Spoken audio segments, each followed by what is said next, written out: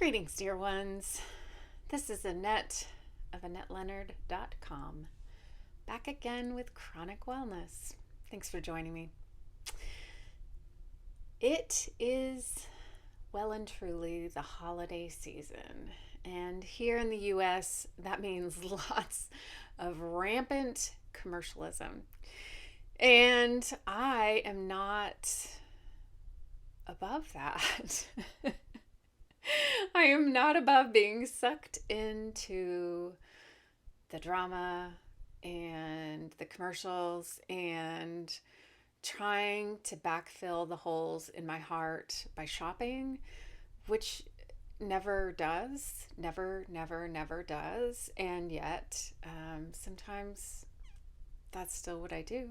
I'm not proud to say. But this video is not about that per se. It is about these holidays. These holidays that come around every year and with increasing speed, it seems, year after year. And the ways in which they intersect with the lives of us with chronic pain and chronic illness.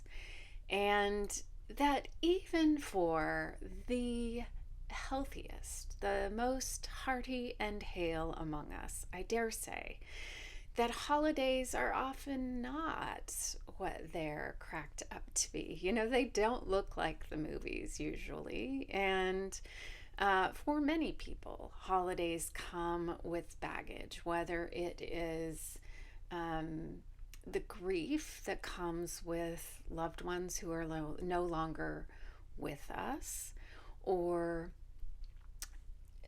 painful memories that might have come up at holiday time, or having grown up in a family that had parents who were divorced and separated, and so you're shuttling between household. I mean, just for a myriad of reasons, holidays dredge up lots of things, and more so for those of us who can't participate in the ways that we would like to because of our body's limitations. This has come up for me again really strongly this year because last week was, for me, the peak event of my holiday season, which is a gathering with my extended family on my dad's side here in Oregon. It's my cousins and my aunt and my uncle, and it is the family of my heart, as well as blood family who I didn't grow up with, who I came to know when I moved to Oregon in college, and I look forward to it all year long. And last week I didn't record and I didn't go to our family gathering because I got a kidney stone. I've never had a kidney stone. For those of you out here who've had one, I'm so sorry. And for those of you who've never had one, I don't recommend it. It was trash. It was trash. It was trash. And then to have to miss what for me is like the Super Bowl Sunday of my holiday that I like rest up for, that I know I'm going to pay for, that it doesn't matter because that's what the holiday is about for me. I am in a little funk from it. And that's just the cost. That's just living with chronic pain and unpredictable illnesses. So I am making this video for you as much as I am for myself, which is, how do we climb back out of these disappointments? How do we still build holidays that matter when we can't be with the people who matter to us, or we can't necessarily attend the events we'd like to be attending? I want to just remind you of some of my favorite tips and tricks, favorite strategies, and of course I want to hear from you about yours. So here are a few. What are your favorite holiday movies? Or maybe not holiday movies. Maybe it's Bridesmaids or uh, My Best Friend's Wedding or, anything else that just makes you laugh endlessly. Watch that. Get on FaceTime and watch it with somebody else. Laugh heartily. What are some of the favorite traditions that you used to have that you could still do in some way, great or small? Maybe a friend would help you make cookie dough batter and you could just keep it in your fridge and bake small quantities and eat it whenever you want. Or maybe it's decorating gingerbread houses, something I never tried until like 2 years ago when my wife was gone for 2 weeks at Thanksgiving. And I learned that giant gingerbread houses are like an act of God to assemble. And you should probably do it with a glue gun, which I think is cheating. But who cares? It's your gingerbread house. But they make these really adorable miniature ones that an actual person can assemble with royal icing. And those are pretty fantastic too.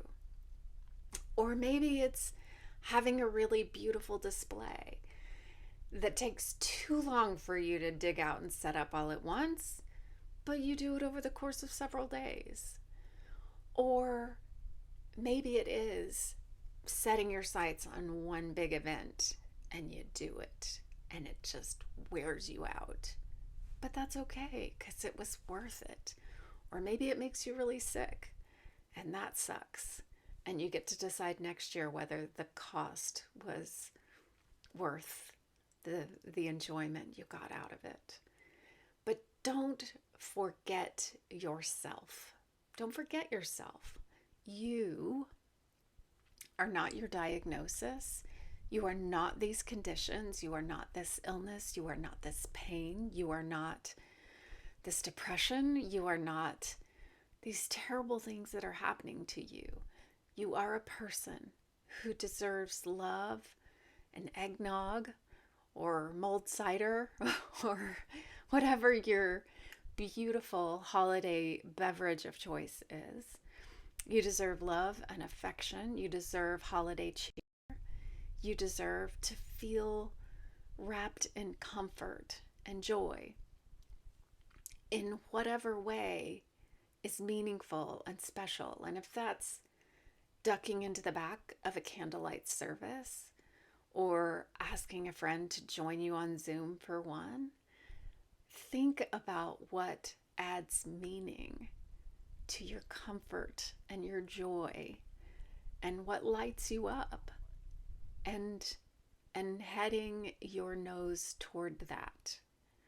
And when your cousin's holiday gets canceled for you, what other ways can you find meaningful cheer on the event horizon so that you don't just collapse into sorrow and self-pity and no things to look forward to in the near future?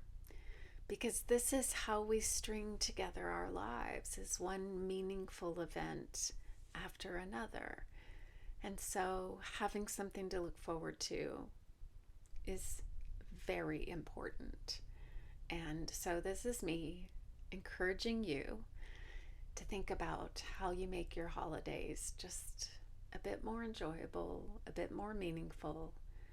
And I hope you'll join me in dusting yourself off from the disappointment that has just happened and seek out your next meaningful bit of holiday. So, tell me if you've had kidney stones and what you're going to do to bring yourself a cup of holiday cheer.